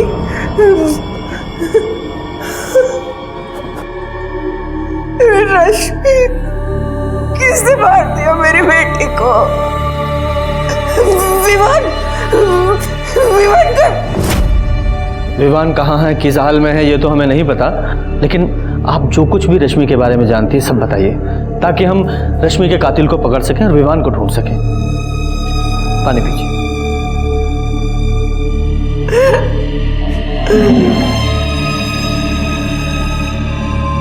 माँ जी, बताइए। उसका तो नसीब ही बड़ा था, इतनी सी थी तब बाप का साया उठ गया उसके सर से।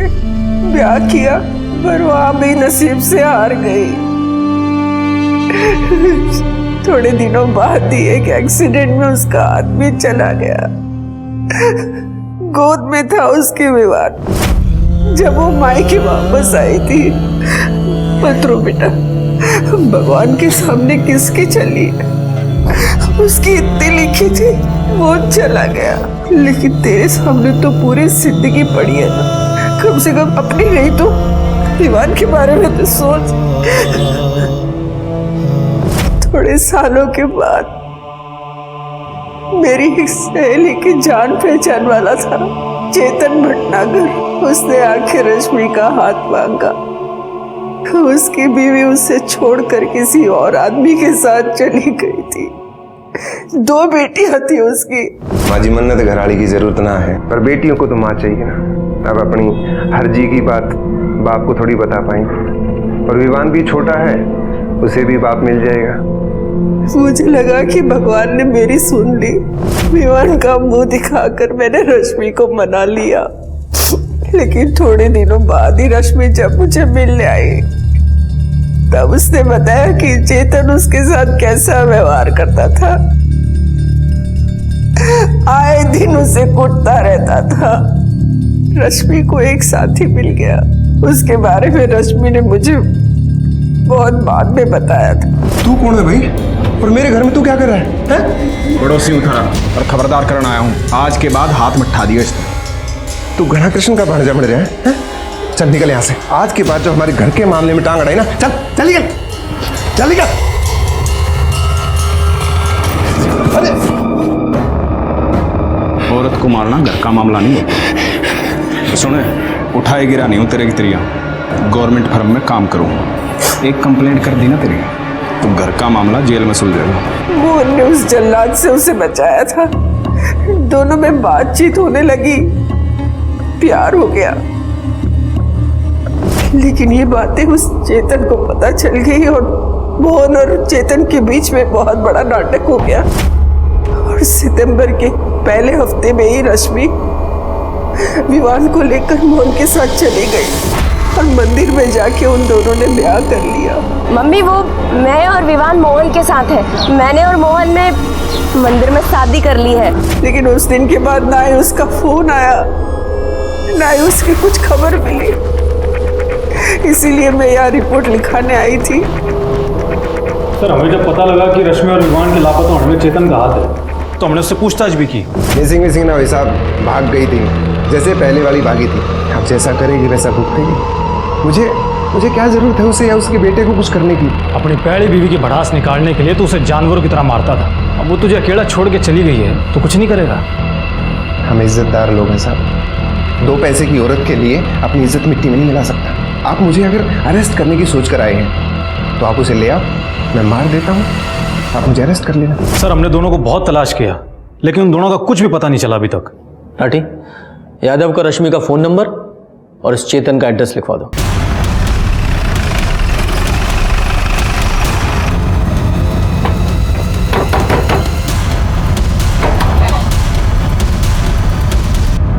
चेतन जी, आप कौन? गुरुग्राम पुलिस। तुम इतने यकीन से कैसे कह सकते हो कि रश्मि मोहन के साथ ही गई थी? गई नहीं थी साहब, भागी थी। और इसमें यकीन की क्या बात है? जिस दिन सुबह वो विवान के साथ गायब हुई थी उसी दिन मोहन ने अपना किराए का घर छोड़कर यहाँ से भागा था। उसके बाद वो वापस नहीं आया। और साहब, ये सब बातें आप मुझसे क्यों पूछ रहे हैं? मुझे उसकी माँ ने बताया है तो आपको भी तो बताया होगा कि उसने भागकर मोहन के साथ शादी कर ली। ढूंढने उड़ने की कोई जरूरत नहीं साहब, कहीं अय्याशी कर रहे होंगे। हम रश्मि को नहीं, उसके कातिल को ढूंढ रहे हैं और रश्मि का मर्डर हो चुका है। सही है, जैसी करनी वैसी भरनी साहब। उस कमीने के लिए मुझे छोड़ा था ना, अब उसका मन भर गया होगा तो उसे हटा दिया काम से। रश्मि ने यहाँ से जाने के बाद तुमसे कांटेक्ट किया था? नहीं साहब, अगर करती भी तो मैं उसकी एक नहीं सुनता, सीधा बाहर का रास्ता दिखा देता उसे मैं। और विवान का कुछ पता है? वो कहाँ है? नहीं, जिस दिन से वो यहाँ से गए हैं मैंने उनकी शक्ल तक नहीं देखी। देखो, कुछ और जानते हो तो वो भी बता दो, वरना बाद में मौका नहीं मिलेगा। कुछ पता है? क्या हुआ? चाय दे के क्यों नहीं आया? वो बहुत तेज बुखार है ऐसे। चुप कर, काम चोर कहीं के। उठ, निकल यहाँ से। ये बीमारी के बहाने यहाँ नहीं चलेंगे। चल भाग। और आज से दुकान में आने की जरूरत नहीं है। नहीं नहीं अंकल, मुझे मत निकालो, मैं ठीक हूँ। मैं अभी चाय दे के आता हूँ। चल देख आ फिर। हाँ, क्या? अरे मेरे छोटे भाई, मेरे लिए लड़की ढूंढने से अच्छा है तू अपने लिए कोई अच्छी सी नौकरी ढूंढ ले। तेरे सेटल होने से पहले कैसे शादी कर लूं मैं? हाँ चल, मैं तेरे से बाद में बात करता हूँ। ये लो, हमारे छोटे भाई हमारे लिए बहू ढूंढ रहे हैं। सही तो बोल रहे हैं। अरे ना ना ना, तुम कुछ मत बोलो, तुम तो उसे ही सपोर्ट करोगे। कुछ मत बोलो, काम की बात बताओ। सर, रश्मि के मोबाइल लोकेशन के मुताबिक जिस दिन उसका मर्डर हुआ उस दिन उसका फोन महेंद्रगढ़ में चेतन के घर के पास स्विच ऑफ हुआ। फिर जब हमने बैकडेट में जाके फोन की एक्टिविटीज चेक की तो हमें पता चला कि गुरुग्राम सेक्टर 11 से महेंद्रगढ़ की तरफ फोन ट्रैवल किया था। इसका मतलब रश्मि सेक्टर 11 गुरुग्राम से महेंद्रनगर गई और फिर फोन स्विच ऑफ हुआ। यादव, इसके 2 कारण हो सकते हैं। पहला ये, या तो चेतन झूठ बोल रहा है या फिर रश्मि मोहन के साथ सेक्टर 11 में ही कहीं रह रही थी। तुम एक काम करो, सेक्टर 11 जाओ, वहाँ विवान और रश्मि के बारे में पता करो और मैं इस चेतन की खबर लेता हूँ। कांस्टेबल को बोलो जरा उसे उठाए। सर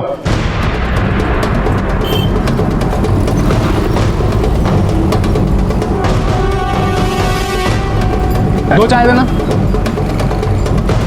ये ले। विवान, ये सुन, क्या हुआ इसे? इसे बहुत तेज बुखार है।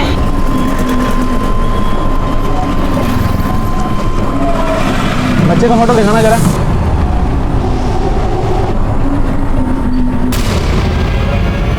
बच्चा तो यही है, मैं इसे हॉस्पिटल लेके जा रहा हूँ। तुम साहब को खबर दो, बच्चा मिल गया। झूठ बोल रहा है तू। रश्मि की मोबाइल लोकेशन से साफ पता चल रहा है जिस दिन उसका मर्डर हुआ वो तुझसे मिलने आई थी। कसम से सर, वो मेरे घर ना आई सर। आई थी और तूने बदला लेने के लिए उसका खून कर दिया, क्योंकि एक बार उसकी वजह से तेरी बेइज्जती हुई थी ना। और क्या कहा था तूने पीएसआई राठी के सामने? अगर आप लोग मुझे अरेस्ट करने की सोच कर आए हैं तो आप उसे ले आओ, मैं मार देता हूँ, आप मुझे अरेस्ट कर लेना। कहा था कि नहीं? इसलिए जब वो तेरे घर आई तूने उसे मार दिया, फिर उसके टुकड़े टुकड़े किए, बोरी में भरे और फेंक दिया। ना वो मेरे घर आई और ना मैंने ऐसा कुछ किया है सर। आधा किलो कर दो इसका। देखिए जरा, आपने इन दोनों को यहाँ कहीं देखा है? ये रश्मि और इसका बेटा विवान है। हाँ सर, ये दोनों हमारे ही मोहल्ले में रहते हैं, शर्मा जी के मकान में, पर कुछ दिनों से इनको देखा नहीं है। ये शर्मा फैमिली इनके रिलेटिव्स हैं? अब रिलेशन का तो पता नहीं, पर रत्ती मोहन की बहन है। पर रंग ढंग देख के भाई बहन जैसा तो नहीं लगता है। अच्छा, ये लोग रहते कहाँ हैं? मकान नंबर? ये गली से दूसरा मकान। Thank you. अरे उन दोनों के बीच की वो बात तो बता दे। सर सर सर, एक और बात बोलनी है आपको। बोलिए। अरे रश्मि गुरुग्राम के सेक्टर 11 में क्या कर रही थी? ये वहाँ मोहन के साथ रहती थी ना? सर कौन कहाँ क्यों रहता है सर मैं नहीं जानता, मैं महेंद्रगढ़ में रहता हूँ, मैं बस इतना जानता हूँ सर। अच्छा, एक काम करो, इसे ना अंदर डालो और इसकी सेवा पानी करो, सब जान जाएगा, सब बताएगा। सर मैं सच्ची कह रहा हूँ सर मेरी बात का यकीन कीजिए ना सर। क्या कह रहे हो साहब? अरे भाई ये मेरा तो साथ ही रहेगा, और जब भाई साथ रहेगा तो भाभी भी साथ रहेगी। और मन समझ में नहीं आ रहा कि ये सब पूछ क्यों रहे हो? शादी कब की थी उन दोनों ने? 31 अगस्त। सीधा मंदिर से शादी करके घर ही आए थे। मैंने खूब खाना वाना बनाया था साहब, 1-2 हफ्ते हंसी खुशी से रहे, बड़ा अच्छा लगा हमें। ये मोहन रश्मि से शादी करने के बाद उसे आपके घर लेकर क्यों आया? उसे अपने घर क्यों नहीं लेकर गया? सर बात ये है कि मोहन रश्मि और विवान को भगा के लेकर आया था। कुछ दिन चुपके रहना था। उसने पूछी बहन तेरे घर रह जाऊं? मैंने भी बोला तेरा ही घर है भाई, रह जा। तो बस 1-2 हफ्ते चुपचाप अच्छे से रहे, जब मामला ठंडा पड़ गया तो वापस चले गए महेंद्रगढ़। मोहन की कोई फोटो है आपके पास? फोटो? एल्बम वाला फोटो तो ना है साहब, पर हाँ 1 मिनट, ये फोन में रही, ये रही। अच्छा, यहाँ से वो दोनों किस डेट को शिफ्ट हुए थे? 10-12 दिन पहले साहब, अब 24-25 को। कैसे गए थे? अरे भाई के पास मोटरसाइकिल है, मेरे मोटरसाइकिल से। जब सब कुछ हंसी खुशी चल रहा था, जाने की जरूरत क्यों आ पड़ी?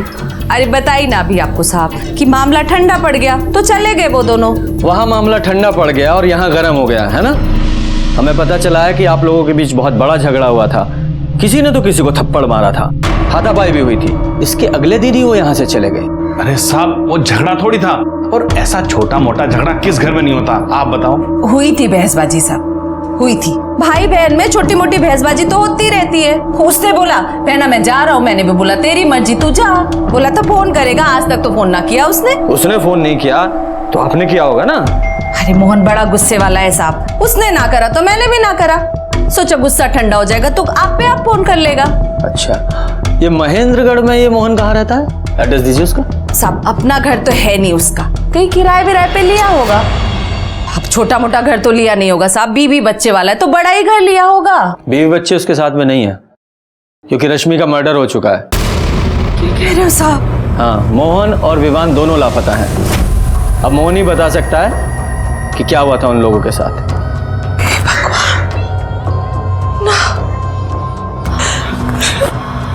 रश्मि का खून हो गया साहब। मोहन ने तो बताया भी नहीं। ऐसा नहीं हो सकता साहब। 10 दिन पहले तक तो सब कुछ ठीक था यहाँ। कितने खुश थे साहब वो दोनों एक दूसरे के साथ। हे भगवान, किसकी नजर लग गई इन सबको। अच्छा, जैसे ही आपको मोहन या विवान की कोई खबर लगे हमें इन्फॉर्म कीजिएगा। जी साहब। क्या हो गया? सर मुझे लगा रति मोहन के लिए जेन्युइनली दुखी है, लेकिन पड़ोसियों से पूछताछ करके पता चला कि दोनों के बीच भाई बहन का रिश्ता नहीं था सर। कुछ तो गड़बड़ है। हाँ, पड़ोसी शायद ठीक ही कह रहे हैं यादव, क्योंकि इतनी प्यारी बहन को इतने प्यारे भाई की कोई खबर ही नहीं है। इस शर्मा फैमिली की कुंडली निकालो, खासकर इस रति की। और हाँ, एक मोहन का फोटो भी सर्कुलेट करो और उसकी बाइक का भी पता लगाओ। सर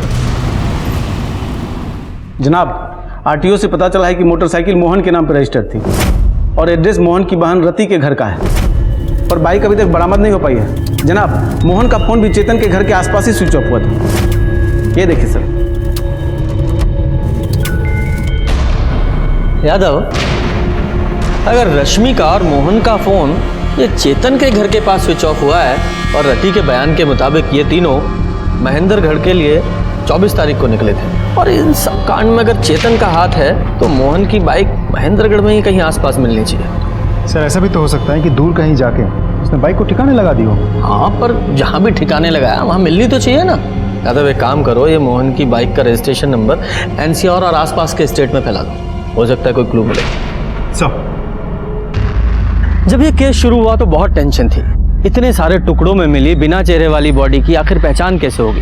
पर पहचान हुई, विमान भी मिला जो बेचारा हॉस्पिटल में बीमार पड़ा था। एक एक करके केस की परतें खुल रही थी, पर कुछ पुख्ता सबूत हाथ नहीं लग रहे थे। मोहन गायब था और उसकी बाइक चेतन के घर के पास मिली, पर तभी विवान को होश आया, मानो हमारे केस को होश आ गया। मम्मी कहाँ है? मुझे के वजह से नहीं। हाँ बेटा, आप पहले थोड़ा सा स्ट्रांग हो जाओ, है ना, तब उनको बुलाते हैं। आपको ऐसे बीमार देखेंगी तो उनको अच्छा नहीं लगेगा ना। हाँ? अच्छा एक बात बताओ, जहाँ से आपको पुलिस अंकल लेकर आए थे, मतलब वो मार्केट, वो रोड, वहाँ आप कैसे पहुंचे?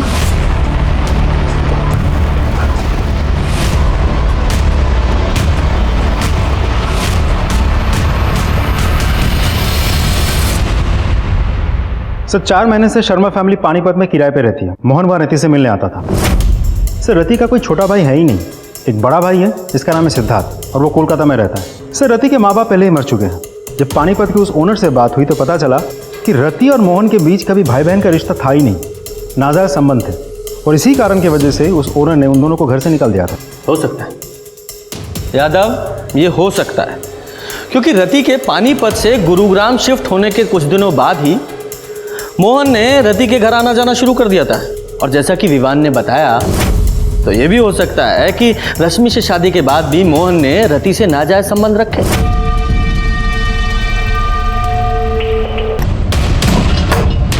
तूने हाथ कैसे उठा दिया इस पे? हम यो घर अभी छोड़ के जाओगे। मम्मा खोलो, मम्मा खोलो, मम्मा। पर प्रॉब्लम ये है कि विवान के बयान से ये साबित नहीं होता कि रति ने, उसके हस्बैंड ने और उसके बेटे ने मिलकर ही रश्मि को मारा था। अगर इन्होंने रश्मि को मारा तो फिर वो मोहन कहाँ है? वो भी गायब है। कहीं मोहन का भी तो इन सब में हाथ नहीं है। और फिर रश्मि और मोहन दोनों के फोन लोकेशन वहाँ महेंद्रगढ़ में चेतन के घर के पास मिले, यहाँ तक कि मोहन की बाइक भी उसके घर के पास ही मिली है। और ये रश्मि की बॉडी वहाँ महेंद्रगढ़ में नहीं, यहाँ गुरुग्राम में मिली। तो क्या ये तीनों रश्मि को वापस यहाँ गुरुग्राम में लेकर आए, फिर से मारा? कुछ तो मिसिंग है, कहीं क्या हो सकता है? जनाब, मैंने शर्मा फैमिली का रश्मि के मर्डर वाले सप्ताह का कॉल रिकॉर्ड चेक किया, जिसमें पता चला कि रति का बेटा कुंदन मर्डर वाली रात मोंटी अरोरा नाम के एक लड़के से एक नहीं 3 बार बात किया है।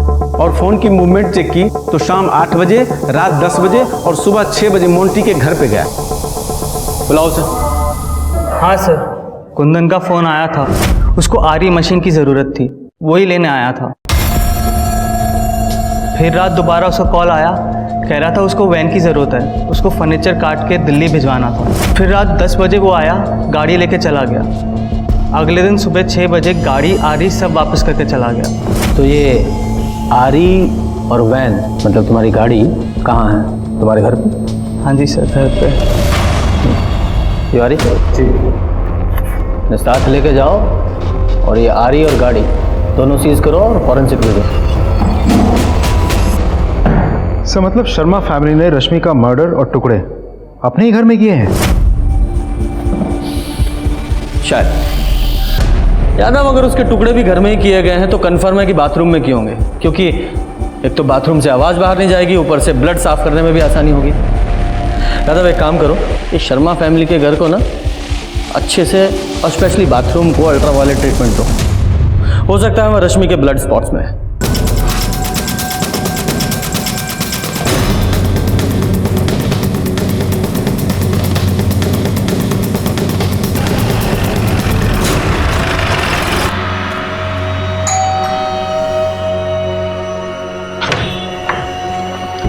हमें आपका घर चेक करना है। घर चेक करना है? मतलब अरे ये तो जबरदस्ती है साहब। एक तो हमारे भाई को ढूंढ नहीं पा रहे, ऊपर से ये सब करके ऐसा दिखा रहे जैसे रश्मि को हमने मारा है। मैडम शांति रखिए, हमें अपना काम करने दीजिए। अरे इंस्पेक्टर साहब, घर के सारे मेंबर्स उस तरफ जाइए। अरे ये चलिए, जबरदस्ती है ना साहब। अरे ऐसे कैसे घर चेक कर रहा है? अरे छोड़ो हमको। बाथरूम किस तरफ है? अरे बाथरूम तो उधर है, लेकिन बाथरूम में क्या करोगे? बाथरूम उधर है, वहाँ कहाँ जा रहे हो? अरे ये सब क्या कर रहे हो साहब? ये सब जबरदस्ती।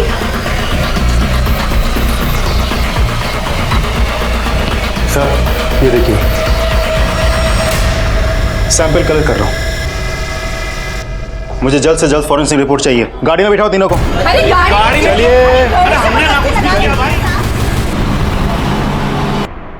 जनाब ये रिपोर्ट्स।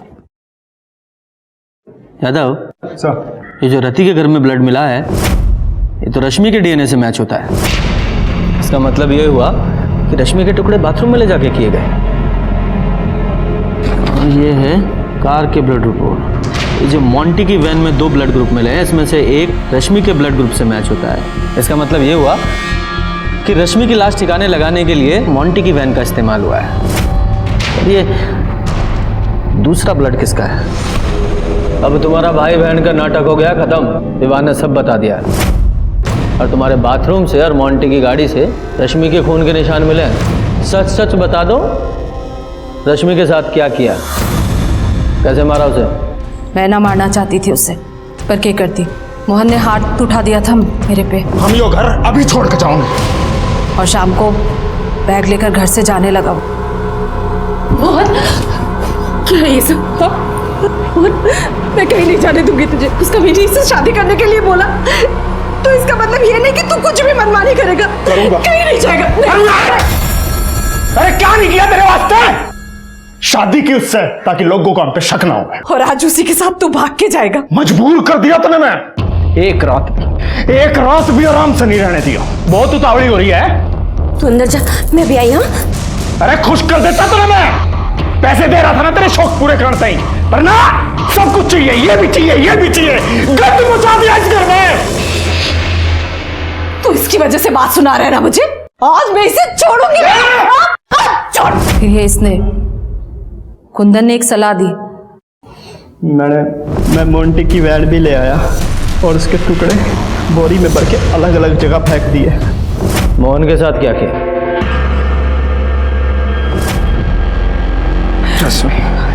मोहन, तू ठीक है ना? ठीक तो है ना तू? रश्मि एकदम ठीक है, एकदम ठीक। ले पानी पी ले।